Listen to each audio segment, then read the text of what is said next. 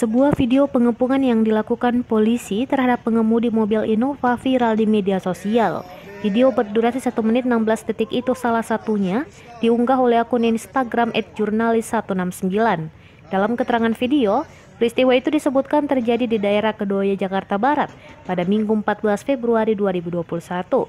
Ceritanya, seorang remaja berinisial JS 18 tahun diamankan oleh jajaran Polres Metro Jakarta Barat pada Minggu 14 Februari 2021 usai menimbulkan kehebohan karena menodongkan pistol kepada seorang pemotor dari mobilnya.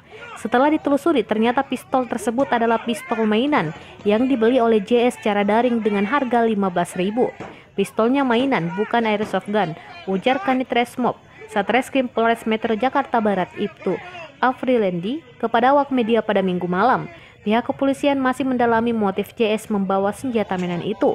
Kehebohan bermula saat JS mengacungkan senjata mainan tersebut kepada seorang pemotor bernama Rahmat di Jalan Kodoya Raya, Kebonjeruk, Jakarta Barat pada Minggu sore. Berdasarkan keterangan Rahmat, ia sedang membonceng seorang temannya ketika melintas jalan tersebut.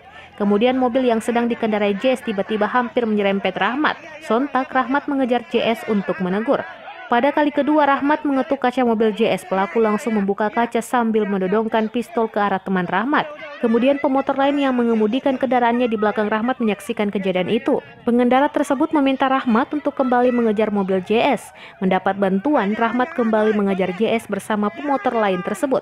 Namun pemotor lain itu meneriaki JS dengan sebutan maling sehingga warga di sekitar segera membantu mengejar JS.